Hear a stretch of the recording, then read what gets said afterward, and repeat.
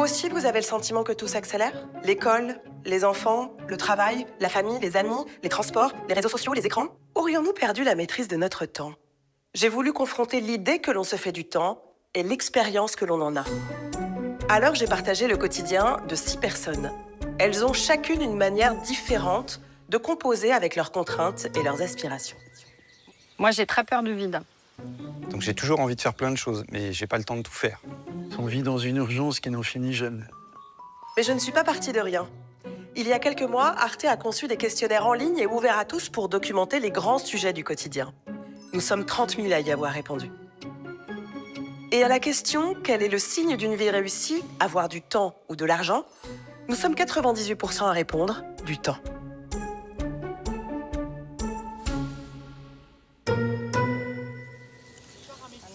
Et si on sortait un peu de la course pour penser au temps long? Il y a d'autres échelles que le temps de nos vies. Alors comment composer avec l'éternité? Par contre, Aïla, viens t'asseoir à côté avec moi. Sarah Lebailly, mère célibataire, m'a conviée à un barbecue avec ses parents et ses amis. À mon avis, j'ai réfléchi avec des amis, en soirée en général, et on est arrivé à une définition de pourquoi le temps passe de plus en plus vite au fur et à mesure qu'on vieillit. C'est le fait qu'on mesure le temps qui passe à l'aune de sa propre vie. Donc quand on a 10 ans, un an, c'est 10% de son temps. Ça prend une certaine durée. Quand on en a 20, c'est plus que 5%. À 40, c'est plus que 2,5%. Et donc chaque année passe de plus en plus vite parce que c'est une plus petite partie de ce qu'on a déjà vécu. Je le ressens comme ça. Mais ça, c'est aussi, ça dit un truc aussi du rapport à la mort. C'est-à-dire que ce temps, il accélère parce que c'est aussi le temps qui nous reste. Alors, je le verrais plutôt comme le temps de vie qu'on a vécu. Et pas forcément par rapport à la mort qui approche, mais par rapport à notre déjà vécu. C'est plutôt le temps de vie, justement, que le temps... Et moi qui ai un autre âge, je me permets de te dire, il y a une urgence à vivre parce que la fin va arriver à un moment ou à un autre. Contrairement à ce qu'on pense, quand on vieillit, on vit pas avec l'idée qu'on va prendre son temps, qu'on va se reposer, qu'on va faire la sieste, mais qu'il faut vivre encore plus vite et encore plus fort pour donner encore plus de densité au temps qui reste. Quand on était jeune, on vivait dans l'instant. C'était, j'en avais rien à secouer de ce qu'allait devenir le monde. Pour 43% des sondés, vieillir est une source d'angoisse. 19% seulement disent que vieillir les épanouit.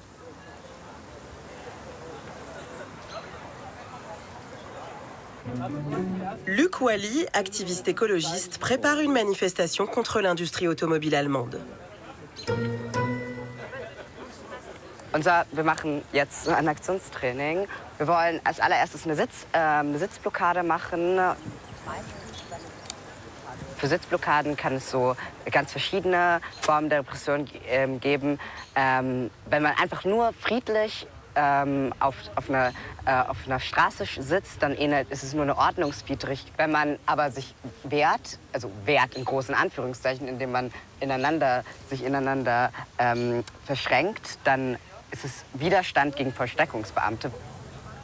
Pourquoi c'est important pour vous de passer ce temps ici? Die Klimakrise macht mir Angst und macht mir Sorge. Und ich habe immer mehr Angst, dass die Zeit uns wegläuft. Und deswegen habe ich das Gefühl, ich habe die Verpflichtung und ich habe auch das Privileg, dadurch, dass ich irgendwo in Europa wohne, dass ich meine Stimme und meine Meinung nutzen kann, um Druck zu machen. Und dafür möchte ich meine Zeit verwenden und dafür möchte ich irgendwie kämpfen. Ja, moin, hier spricht die Polizei. Das ist jetzt die letzte Verwarnung. Im weiteren Verlauf wenden wir Gewalt an. Sind Sie dazu bereit, die Blockade freiwillig aufzulösen? Nein. Gut, dann... Das ging aber schnell. Leute, aufstehen. Aufstehen. Aufstehen. Mais justement, vous, quelle est votre vision de votre propre avenir? Ich glaube, wir sind eine der ersten Generationen, die weiß, dass ihre Zukunft nicht festgesetzt besser wird. Das Morgen wird besser sein als heute. Wir haben ganz das Gegenteil. Das Morgen wird wahrscheinlich schlechter sein als heute, wenn es so weitergeht. Und deswegen ist unser Zeitmanagement ganz anders. Wir sind vielleicht ein wenig befreiter und denken, jetzt oder nie, weil wir nur dieses Jetzt haben. Ich glaube, dass wir eine Chance haben für ein besseres Morgen. Und jetzt müssen wir die Zeit dafür nutzen. Wir müssen die Zeit jetzt dafür nutzen, um zu kämpfen. Dafür, dass das Morgen eben ein schönes Morgen wird und kein Morgen, vor dem ich Angst haben muss. Hoch die internationale. Avant, la fin des temps était cantonnée au cinéma. Désormais, elle s'est fait une place dans notre quotidien. C'est quoi pour vous la fin du monde? Moi, je crois à la résurrection, hein, donc pour moi, ce ne sera pas quelque chose de triste. Comment faire avec le temps quand la mort est proche? Bonjour. Je suis l'un des médecins, comment ça va? Comment allez-vous? Ça va très bien. Bon. Ça va très bien, madame. Bien mieux. Lila Bouadma est réanimatrice à l'hôpital Bichat. Elle traite un patient arrivé quelques jours plus tôt pour un nouveau cancer. C'est venu progressivement? Ah, 10 jours. 10 jours. J'ai considéré, moi, comme ayant attrapé une bronchite un peu plus, quoi. Un petit coup de froid, un machin. Je me suis mis à tousser un peu et plus de soupe. Et puis quand même, ça n'allait pas. Hein. J'étais 8 jours sans dormir. Ah bah oui. Parce que là, vous avez des taux d'oxygène qui sont très importants. Hein. Sans dormir du tout. Au moment où on vous a annoncé le premier cancer, comment vous le vivez, vous? Je m'emmergeais quand même un peu. Mais je me suis dit, c'est pas possible.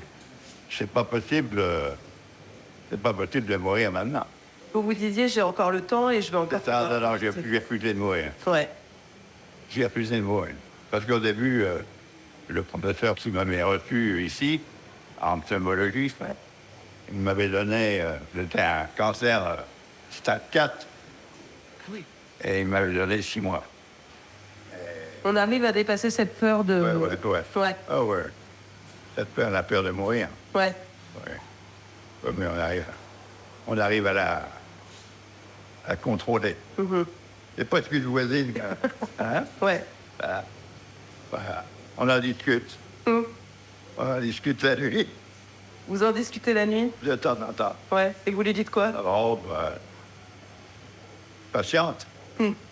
Vous êtes le patient et elle doit patienter? Voilà. Voilà. Le temps est pas pareil selon qu'on est malade ou pas malade? Le temps, c'est... On se projette dans le temps. En étant malade, on ne se projette plus dans le temps. On se projette dans la vie. On ne se projette pas dans le temps. On ne peut plus faire de projet.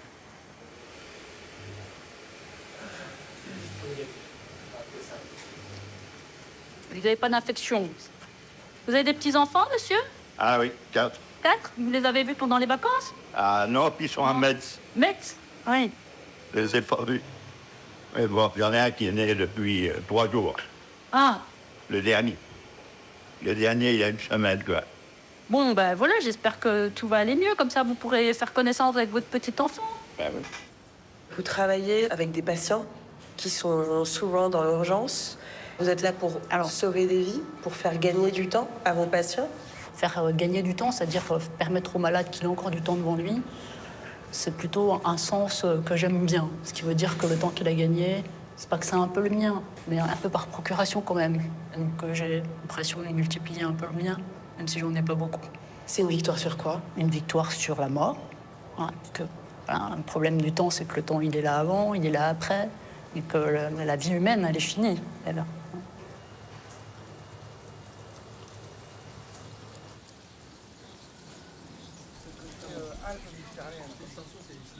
Est-ce que ça vous arrive parfois de réfléchir à un temps qui est au-delà de vos existences? Oui, par exemple, dans une université anglaise, ils ont donné des champignons hallucinogènes à des cancéreux en fin de vie. Et en fait, ce qui les a rendus moins tristes, c'est d'avoir cette vision, alors avec des drogues, mais qui peuvent arriver sans drogue, de l'infini. Et de se dire, le temps n'est pas fini. Ouais. Parce que ce qui est angoissant, c'est la mort. Ce qui rend la fin. Je crois que le rapport au temps, franchement, hein, c'est pas du tout exclusif, mais c'est plus du tout le même quand on a des enfants. Je suis d'accord. Parce que c'est une projection dans le futur, parce qu'il y a quelque chose de nous qui continue va perdurer et qui mène sa propre vie, qui n'est pas nous. Le rapport à la mort, par exemple, moi, il n'est plus du tout le même depuis que j'ai donné la vie. Pour moi, là, dans ma tête, c'est interdiction que je meure. Il faut absolument que je vive parce qu'elle a besoin de moi. Et j'ai l'impression, du coup, enfin, c'est un peu bizarre de dire ça comme ça, mais j'ai l'impression que si je n'avais pas d'enfant, ce serait pas grave de mourir demain, quelque part. Chacun cherche un moyen de survivre à sa propre mort.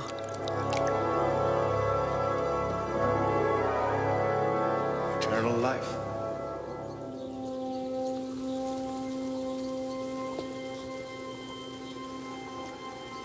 Que restera-t-il de nous? Pour certains, ce sont les enfants, pour d'autres, les arbres.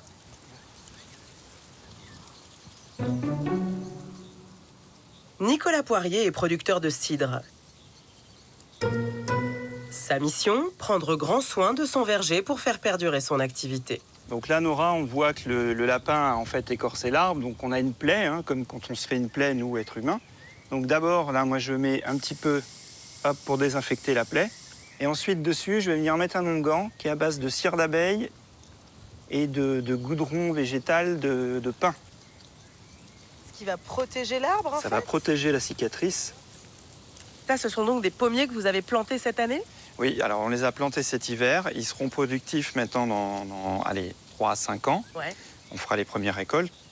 Et cet arbre va vivre à peu près une cinquantaine d'années en production. Là, si je suis forte en calcul, je me dis que dans 50 ans, il se peut que cette exploitation ne soit plus à vous.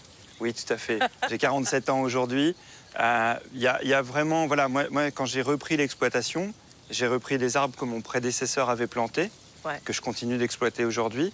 Et là, je suis en train de planter des arbres que mon successeur continuera d'exploiter quand moi j'aurai pris ma retraite. On est sur un continuum qui